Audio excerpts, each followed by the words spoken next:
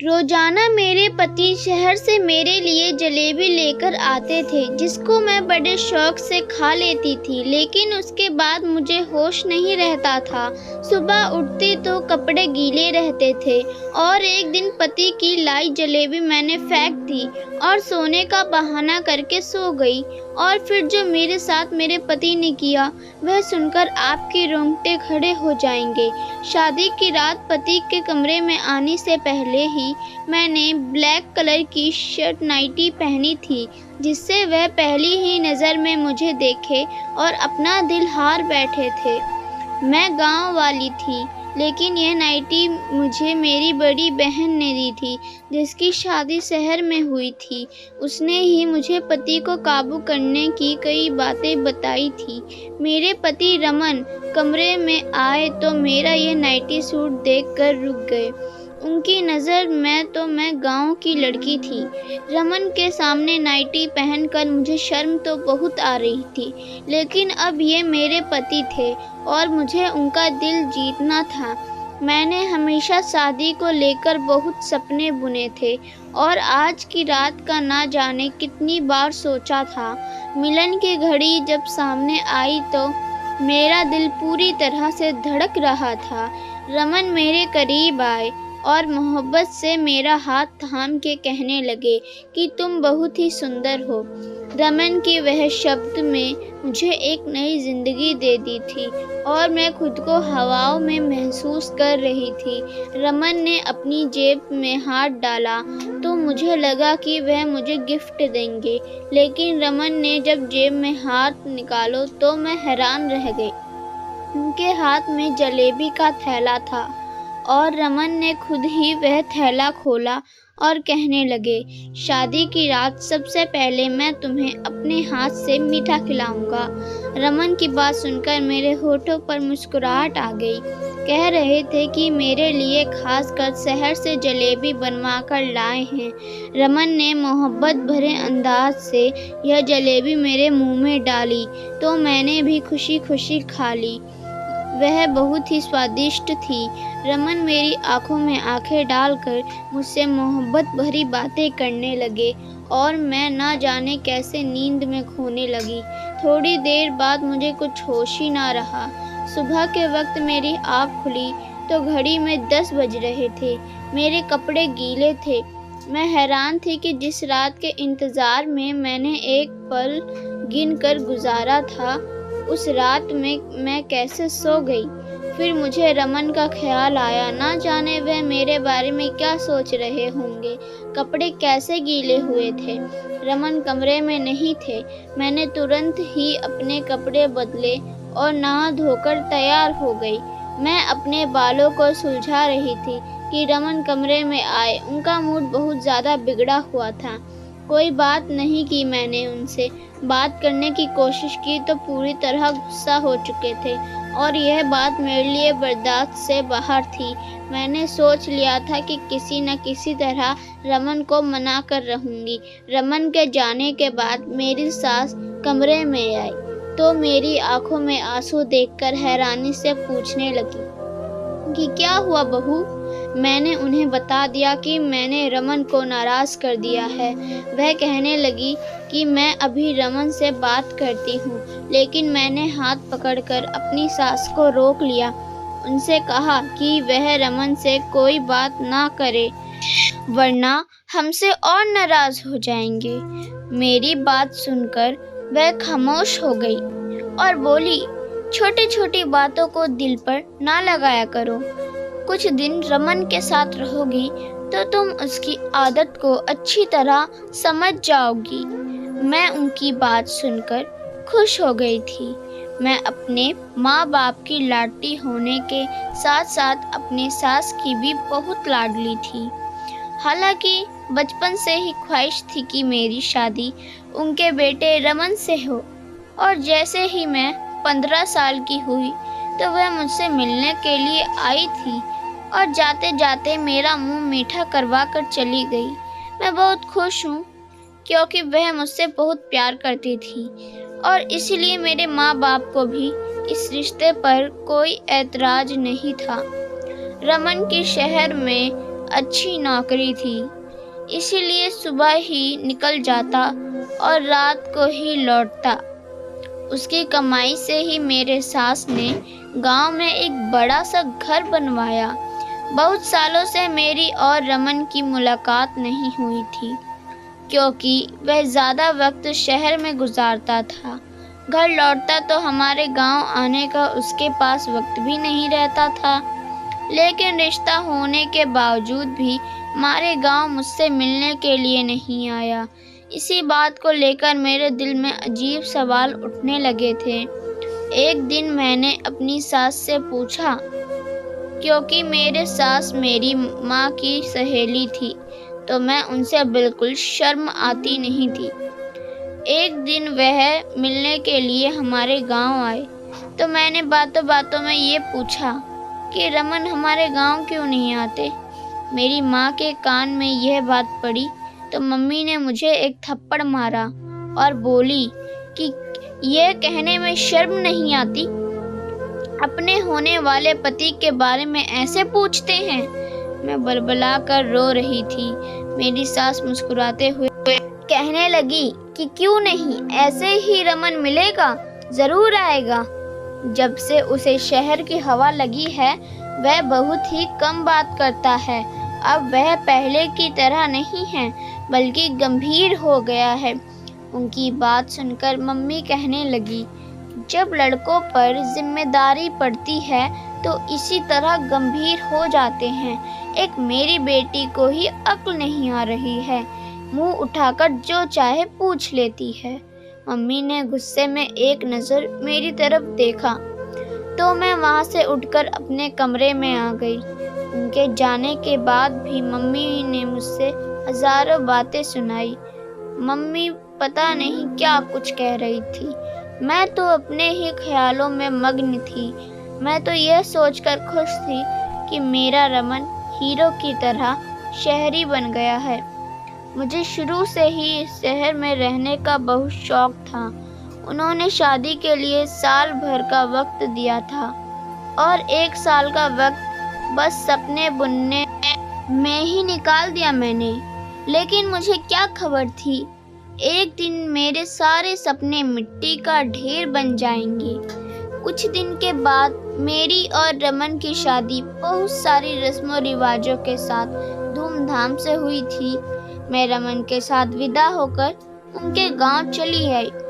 मेरे सास ने बहुत ही खुशी से वेलकम किया था, लेकिन शादी की रात सोने की वजह से रमन बहुत ज़्यादा गुस्सा हो गए थे। पूरा दिन से मुझसे कोई बात नहीं की। मैं सारा दिन बिन पानी की मछली की तरह उनके आगे पीछे तड़पती रही, लेकिन उनसे एक नज़र भी मुझ पर ना डाली। सारा वक्त घर की छत पर गुजारा और गांव में औरतों को छत पर जाना मना होता है, इसीलिए मैं उनके पीछे भी ना जा सकी। रात के वक्त रमन खुद ही कमरे में आए। मेरी आंखें रो रो कर सूज चुकी थी। वह मेरे पास बैठकर कहने लगे कि मुझे माफ़ कर दो, मैं गुस्से में आ गया था। मैं तुम्हारे पास बैठा था और तुम गहरी नींद सो गई थी कि मेरे उठाने पर भी ना उठी, इसीलिए मैं गुस्सा हो गया था। मुझे पता था कि गलती मेरी है, इसीलिए मैंने रमन से खुद ही माफ़ी मांगी और कहा कि आगे से शिकायत का कोई मौका नहीं दूंगी। वह खुश हो गया और मेरे लंबे बालों की तारीफ करने लगा। मैं सोचने लगी, सारा दिन इस कदर नाराज होने के बाद अचानक उनका अंदाज इतना अच्छा कैसे हो गया था। उसने एक बार फिर जलेबी निकाली और अपने हाथ से मेरे मुंह में डालकर कहने लगे कि जलेबी खाने से ओठ रेड हो जाते हैं, तुम्हारा खूबसूरत ओठ और ज़्यादा खूबसूरत हो जाएगा। उनके बातों से मोहब्बत की इस कदर मिठास थी कि मैं शर्मा गई। रमन मेरे हाथ पकड़े और कुछ कह रहे थे, लेकिन मुझे कुछ होश ही ना रहा और थोड़ी ही देर के बाद मैं दुनिया से दूर हो चुकी थी। एक बार मेरी आँख खुली तो सुबह के 11 बज रहे थे। मेरे होश उड़ गए थे।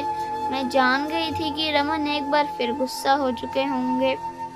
अब मुझे समझ ही नहीं आ रहा था कि मुझे इस तरह गहरी नींद कैसे आ जाती है। मेरे कपड़े पूरी तरह गीले थे और मुझे ठंड लग रही थी। मैं जल्दी से नहाकर तैयार हो गई और कमरे से बाहर निकली तो कमरे के बाहर मेरे पति गुस्से में मेरी सास के कह रहे थे कि आपने ऐसी लड़की से मेरी शादी करा दी है जिसे सोने उठने की कोई समझ नहीं है। मैं कैसे इसके साथ सारी जिंदगी गुजार सकता हूँ। इसे यह भी मालूम नहीं है कि गांव की औरतें सवेरे उठकर घर के काम काज करती हैं। आप सुबह से उठकर घर का काम कर रहे हैं और वह महारानी बनकर सो रही है। अगर ऐसा ही होगा तो मैं ज़्यादा दिन तक आपकी चहेती बहू को अपने घर में ना बर्दाश्त नहीं कर सकता। रमन के ये शब्द सुनकर मैं घबरा गई। मैं सोच भी नहीं सकती थी कि मेरे पति इतने सख्त होंगे। इससे आगे बातें सुनने की मुझ में हिम्मत नहीं थी, पर चुपचाप से किचन में चली गई थी। मेरी सास सच में काम काज में लगी हुई थी, क्योंकि किचन भी पूरी तरह साफ था और दोपहर का खाना भी बन चुका था। मैं रमन के साथ साथ अपनी सास की नज़रों में भी गिर रही थी। मुझे रह रह कर अपने आप पर गुस्सा आ रहा था। ना जाने मुझे क्या हो गया था। मैं सारे घर का चक्कर लगाए तो वह पूरा घर का काम कर चुकी थी और शायद इसी वजह से वह हद से ज़्यादा गुस्सा थे। वह फिर एक बार छत पर जा चुके थे, क्योंकि उन्हें अच्छी तरह पता था कि मैं उनके पीछे छत पर नहीं जा सकती। मैं सारा दिन रोती रही। वह खुशी जिसके लिए मैंने साल भर इंतज़ार किया था, मैं अब तक उससे दूर थी। ना ही रमन का साथ पूरी तरह नसीब हुआ था और ना ही उनके दिल में जगह बना सकी थी। और रमन के शब्द से मुझे अच्छी तरह ये बात बता दी थी, मैंने कोई गलती की तो वे मुझे घर से निकाल देंगे। मेरे गांव से बार बार मम्मी का फ़ोन आ रहा था। मम्मी कह रही थी कि 1 हफ्ते के लिए हमारे घर आकर रह जाओ। रस्म के मुताबिक शादी के बाद 1 हफ्ते के लिए बेटी अपने मायके रहने के लिए आती है। मैं बिल्कुल भी नहीं जाना चाहती थी, क्योंकि रमन मुझसे पहले ही नाराज़ थे। ऐसे में अगर उनको छोड़कर मम्मी के घर चली जाती तो शायद वह कभी मुझसे बात ना करते। रात के वक्त रमन कमरे में आ गए। मुझे हैरानी थी, अचानक ठीक कैसे हो गए थे। मेरे पास बैठकर खुद ही पूछने लगे कि तुम्हारी मम्मी का फ़ोन क्यों आया था। मैंने सारी बात बता दी तो कहने लगे कि अच्छी बात, तुम चली जाओ, वरना मम्मी कहने लगेंगे कि मैंने मना कर दिया। कल से मेरी नौकरी भी शुरू हो रही है। मैं भी सुबह सवेरे शहर जाऊंगा तो रात को ही घर वापस लौटूंगा। तुम 1 हफ्ता वहां गुजार कर आ जाओ और मम्मी को भी अपने साथ ले जाओ। मुझे हमसे इस तरह की दूरी का भरोसा नहीं था। मुझ में इतनी हिम्मत नहीं थी कि मैं आगे उनकी बात सुनूं, इसीलिए मैं खुशी खुशी राजी हो गई। रम ने फिर जलेबी निकाल कर खुद ही मेरे मुंह में डाल दी और कहने लगे, तो जलेबी जल्दी जल्दी खाने के बजाय आराम से खाया करो। ये शहर का सबसे मशहूर हलवाई की है। इसे तुम्हारे होठ रेड हो जाएंगे और बहुत ही खूबसूरत लगेंगे। मैं रमन को इस तरह बदलते हुए देखकर बहुत परेशान थी। वह जितने सख्त हैं उतने ही मोहब्बत करने वाले भी थे और उनका गुस्सा करना सही था। मेरी गलती की वजह से गुस्सा थे। रमन कहने लगे कि मम्मी को बताकर आता हूँ कि तुमको कल तुम्हारे गांव ले जाए। मेरा इंतज़ार करना। रमन की बात सुनकर मैंने मुस्कुरा दिया। मैंने सोच लिया था कि मैं किसी सूरत में आज नहीं सोऊंगी और मुझे रमन का इंतज़ार करना था। गांव जाने से पहले उनके दिल में अपनी सारी दूरी को मिटाना था। मैंने जल्दी से नाइटी पहन ली।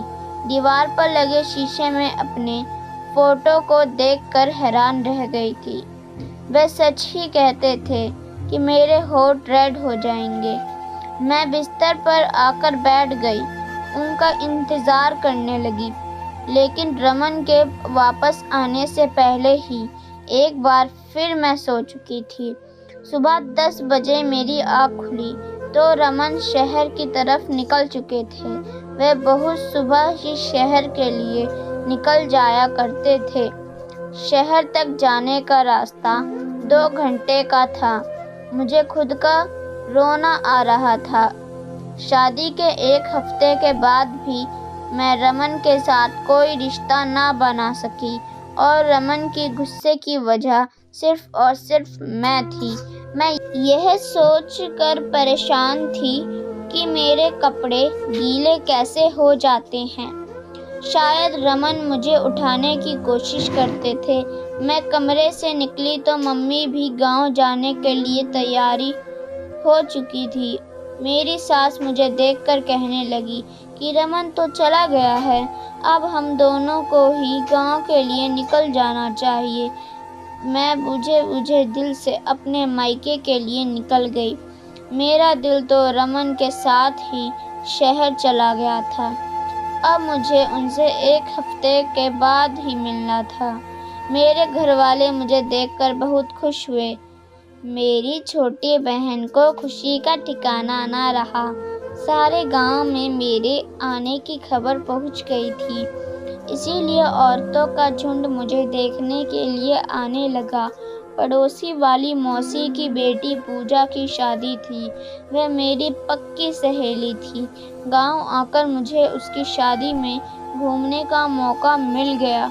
खूब शोर शराबा हो रहा था, लेकिन फिर भी मेरे दिल में कोई खुशी नहीं थी, क्योंकि मेरा दिल तो रमन पर था। हैरानी की बात यह थी कि जब से मैं अपनी माँ के घर आई थी, मुझे बिल्कुल भी नींद नहीं आ रही थी और रमन के कमरे में आते बिस्तर पर गिर जाया करती थी। यहाँ तो मैं सिर्फ करवटें बदलते रहती थी। शायद रमन की याद मुझे सोने नहीं दे रही थी।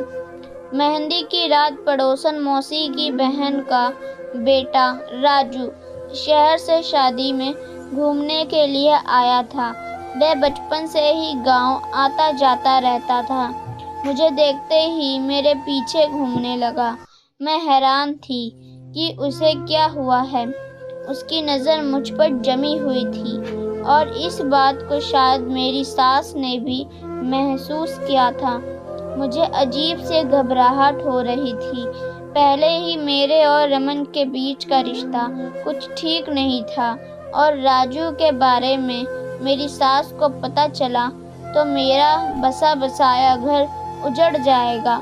इसीलिए मैं पड़ोसन मौसी के घर से निकलकर अपने घर वापस आ रही थी और राजू मेरे पीछे पीछे चला आया। मुझे रोककर कहने लगा कि मुझे तुमसे प्यार है और अगर तुम कहो तो मैं तुम्हारे घर रिश्ता भेज दूं। राजू के शब्द ने तो मेरी जान ही निकाल दी थी। मैंने गुस्से से कहा कि मेरी शादी हो चुकी है और बेहतर यह है कि आगे तुम ऐसी कोई हरकत ना करो, कोई बात ना करना। मेरी बात सुनकर राजू कहने लगा, शहर में मेरा बहुत बड़ा बंगला है, गाड़ी है, मैं तुम्हें सब खुशी दूंगा, लेकिन तुम अपने पति को छोड़कर मेरे साथ चलो। मैं हमेशा से ही तुम्हें प्यार करता हूँ। मुझे क्या पता था कि 17 साल की उम्र में ही तुम शादी कर लोगी। मैंने उसे गुस्से से कहा कि आज तो ये बात कह दी है, लेकिन आज के बाद ऐसी बात ना करना। मैं अपने पति से बहुत प्यार करती हूँ और तुम्हारी एक गलती मुझे बदनाम कर सकती है। राजू उस वक्त वापस लौट गया। लेकिन मेरे लिए पूजा की शादी मनाना मुश्किल हो गया था। वह बहुत डिट साबित हुआ था। बहाने बहाने से अपने फ़ोन में मेरी फ़ोटो खींच रहा था। जैसे तैसे एक हफ्ता गुजर गया और मैं अपनी सास के साथ वापस अपने घर आ गई। रमन शायद आज काम से जल्दी लौट आया था। हम लोग कल दोपहर को घर पहुँचे थे और रमन पहले से ही घर पर थे। रमन को देखकर मैं बहुत खुश हुई थी। अपना सामान रखने के लिए मेरे कमरे में गई तो रमन अपनी मम्मी से मिलने के लिए उनके कमरे में चले गए। मैंने सोचा कि मैं भी कुछ देर रमन और मम्मी जी के साथ बैठ जाती हूँ, फिर घर के काम काज करूँगी। इसीलिए सामान रख कर दोबारा उनके कमरे की तरफ आई तो मेरी सास के शब्दों ने मुझे हैरान कर दिया। मैं सोच भी नहीं सकती थी कि मेरा घर उजाड़ने वाली कोई और नहीं बल्कि मेरी अपनी सास है। वह गुस्से में रमन से कह रही थी कि मैंने जाते वक्त तुझे कह दिया था कि हमारे वापस आने तक डिवोर्स का कागज़ बनवा लेना। तुझे कुछ होश नहीं? मैंने खुद अपनी आँखों से देखा है कि तेरी पत्नी कितनी गलत है, लेकिन तू तो आँखों पे पट्टी बांध रखता है। रमन कह रहा था कि माँ, मेरे लिए उसे छोड़ना मुमकिन नहीं है। वह मेरी पत्नी है, मैं उससे प्यार करता हूँ। उसमें 1000 गलती सही, लेकिन मैं उससे कभी ज़िंदगी से अलग नहीं कर सकता। रमन मेरे प्यार की बातें कर रहा था और मेरी सास बुराइयां में मग्न थी। मुझे समझ नहीं आ रहा था ये सब क्या हो रहा है मेरे साथ। मुझे इतने प्यार से ब्याह कर लाए तो मुझे डिवोर्स क्यों दिलवाना चाहती थी। और रमन जो मुझे बहुत ही सख्त लगते थे, वह कितने प्यार से बातें कर रहे थे और मेरे खातिर अपनी माँ से लड़ रहे थे। मेरे दिल पूरी तरह टूट चुका था। रात जब मैं कमरे में आई तो मेरा बिल्कुल भी जलेबी खाने का दिल नहीं किया। मैंने जलेबी का थैला उनके हाथ से ले लिया। तभी मम्मी उन्हें किसी काम से आवाज़ देने लगी तो वह कमरे से निकल कर चले गए। मैं चुपके से थैले को एक कोने में छुपा कर रख दिया कि मुझे नींद नहीं आएगी, और मैंने आंखें बंद कर दी थी। जब रमन कमरे में वापस आए तो मेरी जान निकल गई। जो कुछ मैंने देखा, मुझे अपनी आंखों पर यकीन नहीं हुआ। रमन ने जग भर कर पानी मेरे ऊपर डाल दिया। मैं आंखें नहीं खोली। आज मैं दूध का दूध और पानी का पानी करना चाहती थी। रमन किसी को आवाज़ देकर कहने लगे कि अंदर आ जाओ, यह पूरी तरह बेहोश हो चुकी है। थोड़ी देर में एक खूबसूरत लड़की मेरे कमरे में चली आई।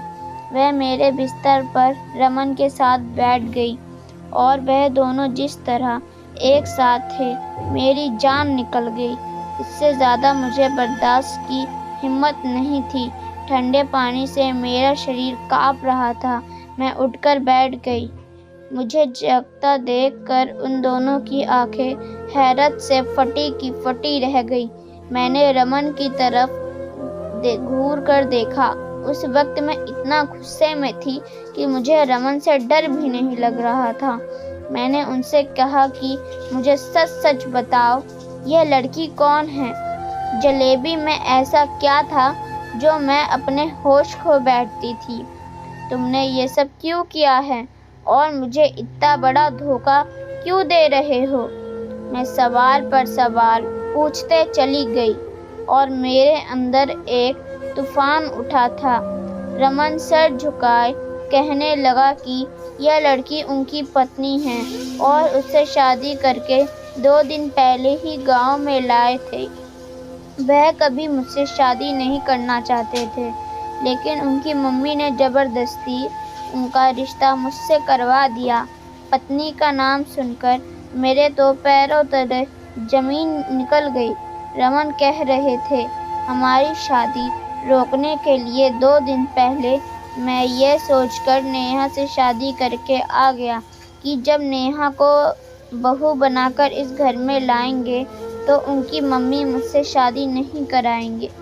लेकिन उनकी मम्मी ने उनकी एक न सुनी और उन्होंने रमन पर दबाव डाला कि वह नेहा को तलाक दे दे। नेहा को छत वाले कमरे में रख दिए क्योंकि गांव में औरतों को छत पर जाना मना था।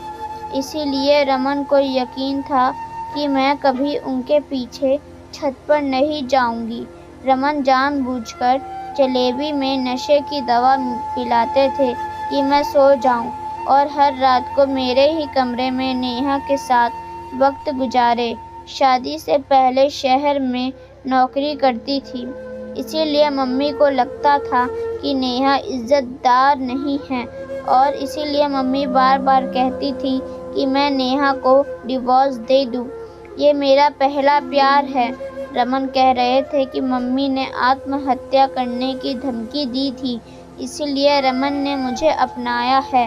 रमन नेहा को किसी हालत में नहीं छोड़ सकता और इस बात का मुझे भरोसा था। रमन ने मुझे सारा सच बता दिया था, जिसे सुनकर मेरे पास कहने के लिए कुछ ना बचा था। मैं जान गई थी कि मेरी सास उस दिन नेहा और रमन के डिवोर्स की बात कर रही थी, जिसे सुनकर मैंने गलत मतलब निकाल लिया था। मेरी बर्बादी के पीछे सिर्फ रमन का हाथ नहीं था, बल्कि मेरी सास का भी हाथ था, जिन्होंने ये जानते हुए कि उनके बेटे ने अपनी पसंद से शादी कर रखी है, ज़बरदस्ती उसके साथ मेरी शादी करवा दी। मैंने रमन के साथ ज़िंदगी को लेकर कई सपने देखे थे। ऐसे इंसान के साथ मैं कभी ज़िंदगी नहीं बसा सकती थी जो किसी और से इस कदर मोहब्बत करता था कि उसके खातिर मुझे नशे वाली जलेबी तक खिला सकता था। मैंने अपना सामान उठा लिया और अपनी सास को नमस्ते कहकर अपने गांव के लिए निकल गई। मेरी सास ने बहुत कोशिश की। वह बार बार मुझे यकीन दिला रही थी कि रमन नेहा को छोड़ देगा और मेरा हो जाएगा, लेकिन मैं कभी ऐसे इंसान के साथ गुजारा नहीं कर सकती थी जो मुझे मोहब्बत नहीं दे सकता था। मैंने अपने माँ बाप से कहकर मैंने रमन से डिवोर्स ले लिया था। मैं अपने माँ बाप की लाडो रानी थी। वह मुझे खुद ही ऐसी किसी आग में नहीं झुकाना चाहते थे। पड़ोसन मौसी की वजह से उनकी सबको खबर मिल गई थी कि मैं एक बार फिर अकेली हो गई हूँ। इसीलिए राजू अपने घर वालों को भेजकर मुझे अपनाने की बात की थी। मैं अभी शादी नहीं करना चाहती थी, इसलिए मैंने साफ साफ इनकार कर दिया। मुझे अब आगे पढ़ना था और अपने पैरों पर खड़ा होना था। मेरी पढ़ाई के साथ ही मेरे पेपर भी ख़त्म हो गए थे। मैंने उसको दोबारा शुरू कर दिया था। हर शादी कामयाब हो ये ज़रूरी नहीं, लेकिन शादी का मतलब यह नहीं कि इंसान नाकाम होता है। अपनी शादी की नाकामी के बाद मैं बहुत ज़्यादा कामयाब हो गई थी। पढ़ाई के मैदान में मैंने झंडे गाड़कर अपने गांव का नाम पूरे ज़िले में रोशन कर दिया था। अगर मेरी कोई प्यारी सी बहन या बेटी नाकाम शादीशुदा ज़िंदगी का शिकार हो गई है, तो यह याद रखना कि ज़िंदगी में आगे बढ़ने के लिए नए रास्तों की तलाश करें और ज़िंदगी की दूसरी कामयाबी को समेटें। आपको मेरी कहानी कैसी लगी कमेंट बॉक्स में ज़रूर बताएं और कहानी अच्छी लगी हो तो सब्सक्राइब ज़रूर करें। धन्यवाद।